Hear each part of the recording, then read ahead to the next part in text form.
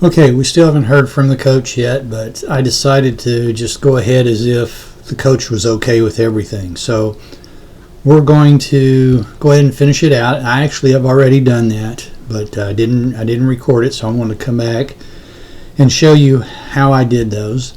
And the first thing we're going to notice, everything that I did, I put in red over here so that I would be sure to remember to show it to you. So the first thing I'm going to show you is how I did this rockin' R. So if I turn that on, you can see it here. And basically, if we zoom in here, you can see that it's kind of a 3D kind of thing that I wanted to give them the ability to, or to show, to give it a really cool look. The coach, whenever we initially talked, we looked at the schedule. They had the schedule up here, and in the middle it had their logo. And she said, of course, we don't want their logo. We want our logo up there, the Rockin' R. And then, later she came back and said they're not even going to use the schedule, but I figured that she probably still wants the Rockin' R. So I created this for her, and I'm going to show you how I did that. So let me turn that off so we can start from scratch. And in my library, I have a lot of there. I've got one called RHS, you can see. And I have some things here that I use with them, and one of them is their logo here that I've copied from them, and they let me use it on their images. So I'm going to grab that and just pull it over here, and when I pull it over here, it becomes a smart object. As you can see, adds it to the layer stack right here. I'm going to move it over here, and this line going up and down here is the mid line. This is an 18-inch image across. And you can see that I put this, it's actually a little bit off up there, so I'm going to move it just to this side, hit enter, and this line just needs to be moved over here to the 9 right there. So that's actually the real center. So I move this in here. I'm going to move it down a little bit so that it is not covering their feet so much, like right in there. So the first thing I want to do is I want to knock this white out of here. I want to make this a notch out of there, so that and I want everything to look like it's pushing out toward me. So there are several ways that you can do that. One of them is that the first thing I did to try to do it was I came over here to my marquee rectangular marquee tool and just did a sample here and did a select similar.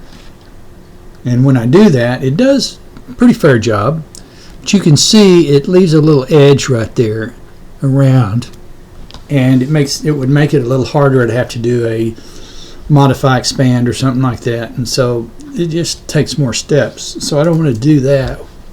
What I'm going to do is I'm going to right click, or double click, or click on the FX down here to open up the bevel. Well, we're going to open up the blending options.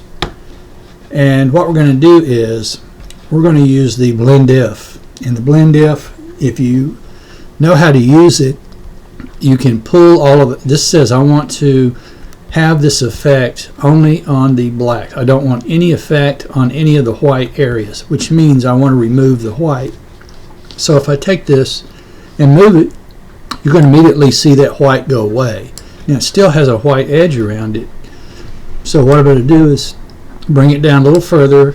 Then I'm going to press and hold the alter option, and I'm going to go like this to soften that edge, pull it down a little bit more here until I am rid of that white edge. You can see how easy that was. Much better than having to deal with that select.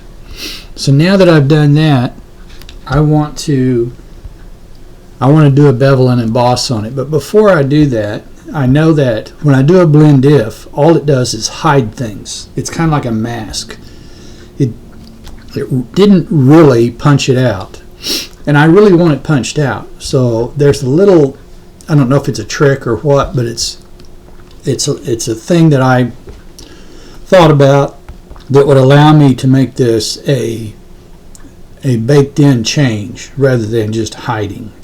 So I'm going to come in here and I'm going to right click and I'm going to tell it that I want it to convert this to a smart object right here. Now it's converted it to a smart object. Now what I'm going to do is tell it I want it to rasterize that smart object. Sounds kind of a little weird, but create smart object and then tell it I don't want a smart object. But whenever I do that, it's going to rasterize it. So I'm going to rasterize, let's see, yeah, I want to rasterize the layer. So now it's rasterized, which means that the blend if effect I put in there is baked into it. It's now just a rasterized layer. And that's going to allow me to come in here and go to, double click here or go to the FX, go to blending, bevel and emboss, and look at what happens. If I didn't do that if I didn't rasterize that layer, it would not give me this effect on the inside. It's just going to give me the effect on the outside because it's just hiding the information on the inside. It doesn't really see that as an edge. But since I did the rasterization of the smart object, it gave this to me. So now what we have here is this kind of a blended edge. Now it looks like it's got some kind of ripples over here, which is kind of funky. So what I may do is bring this, I don't know that I'm going to bring that down necessarily. Let's see. Let me just get out here and go back in to bevel and emboss. I don't know. So maybe what I want to do is pull back the size a little bit. If I do that, it gives me the edge here, but I still have this little ripple here and right here. But I think that that's going to be okay. It's not going to be as noticeable. If I wanted to, I could, play around with the size, play around with some of these effects, but I kind of like it this way, even with the little ripple there. So I'm going to hit OK. And then what I want to do is I don't want this to be transparent. I want it to be black. I want a black R. So the best way to do that is to put black underneath it so that the black blends through. So an easy way to do that is to do Command or Control and click the plus so that you have a layer underneath. And what we're going to do is we're going to go to our circular marquee, our elliptical marquee, and we're going to create a little ellipsis here that covers all of that black, something about like right in there, maybe a little off right there. There we go. And we're going to say I want to fill it with black. So you can go, I like the shortcut, but I'll show you. Fill, and we're going to fill it with black. And now this is a black R. So if I turn it off, you can see that this layer right here is giving us this black R. So now what I want to do, the final step in here, is to change this color to be more like this color. And the way I did that was I went to a solid color adjustment, and whenever you do this, you just have to kind of pick something and say OK, and then you want to clip it. And now it's clipped to this R, and what I want to do is I can kind of come in here, double click on it, opens that up again, and this is a target here that you can use. You can click here, and then you can kind of move this around until you get the exact color you're looking for. So we can go something in this area is very close to what they have. So if I click OK, now when I back out, I've got this rockin' R here. So pretty cool. The one that I did is actually a little bit, I spent more time on it to kind of fine tune it to make it the way I want. I think I made it a little smaller. So if I take this and put this into a group, which is what I had here, if I turn it off, turn this one on, this one's a little bit less bright. So at the time I had their saturation turned down, so I may want to actually bring this up a little bit. Whoops, wrong thing. And I could actually maybe even use the one I just created better, or use the color for that one that I just created. So anyway, that's kind of how I made the R. Pretty simple, not a lot to it. I'm going to come in here and take this, and we're going to actually brighten it up a little bit. Yeah, something more like in there. It's closer to their colors. Something like that. So that's how I did the R. I want to be sure and show you that. Fairly simple. You just have to kind of have that mindset as to what do I want to create here, and then how can I make it happen. And that blend if, and then creating it with the smart object, and then rasterizing that smart object is what allowed me to do this fairly simply, fairly easily. And there's a lot more I could do to that, but I think that does it right there pretty well. So that's the Rockin' R. So I'm going to take that, and we're going to take the color off of that because we've done that now. Now I added my logo at the very end, so I'll just turn that on and let you see it. I'll turn it back on later. I added some smoke here too, and the way I did this is I over the past I've bought templates, and I'm not one to use a template straight out of the box. I've never really liked to do that. I like to use objects from those templates, and one of those is smoke. I like to go in and grab some templates that I have purchased in the past. It's just easier for me to take those layers and just bring them over here and use them rather than creating a brush or whatever to create my own smoke. And it's faster and it's easier. So that's what I've done here, and you can see that there are several layers here. I took all of these layers, and you can see just a little bit of smoke down at the bottom, and so all I really wanted was just a little bit of a hint of smoke. So I'm going to show you. Richard Sturdivant, I took his class in 2016 at Texas School and bought some of his templates at that time. I've gathered more of his templates over time, but what I did was I went out to those templates that I got from him, and I found ones that had some smoke, and I just wanted to kind of build up just a little bit here. So I'm going to show you what I did. I'm going to turn them all off and just kind of show you a little at a time. So this is where we started, and I brought in this little bit of smoke around the edges here, and I liked it, but I wanted just a little bit darker, so I added a solid color adjustment and put in a black on top of it, so you can see how it affected. There's just a very small hint of smoke there. So then I came in and added this as well for smoke around the edges, and then I decided, well, I wanted that to be a little bit more of a gray color, a little darker, or a little lighter, I mean. So I again put another color fill adjustment on that. Then I took that same smoke and I flipped it horizontal and moved it over, and also added a little bit of a color fill adjustment. So you just keep filling these things, or keep adding and building. And then I took this one, and this one is a few layers here that Richard had done, and I added that, which is a little bit brown, and then I wanted it to be more gray, so I clipped another color adjustment to it to make it a little more gray. So all of those added, and some of these I turned down the opacity too. I want to show you that. That one's 100%. This one is only 50%. These here are in this folder. I actually copied the folder straight over. This one's 50%. This is 100%. So, and then I may have adjusted. No, I kept all the colors the way I liked them.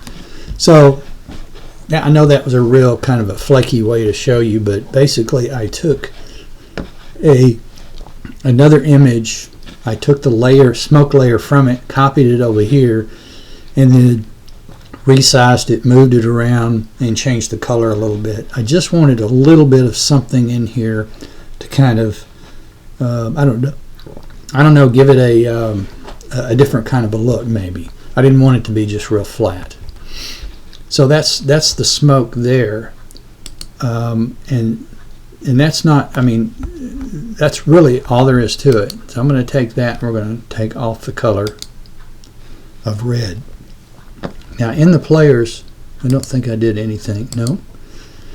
This color fill was something else I added as well. And if you look, I turn that on, it added some haze in the back. I wanted a little bit of something to kind of separate them or make it not just straight black in the back. So I just added another little bit of haze in here, and all that is a solid color adjustment layer with going in and inverting it and then painting it in as I wanted it. It's also only at 55% opacity. So I mean, you can do that in multiple different ways. A lot of times in the past I've gone in and created a individual layer and then just filled it with a color and then went in and turned the opacity down and then painted out around it. You can do that as well. To me, this is easier because if you click on this, all you have to do is move it around to change the color. And I wanted it to be just a little bit of a yellow haze in there to kind of separate them a little bit. Okay, so that's all that is. Okay, so we're going to no color on that. So down here in the background, I made a change for this light over here. If you remember, that light was down here. And so what I did was, let me get my cursor here so you can see, that light was down here, and what I did was move it up. And then for all three of these lights, if we come in here to, let's see, where is it? Right here. These two as well.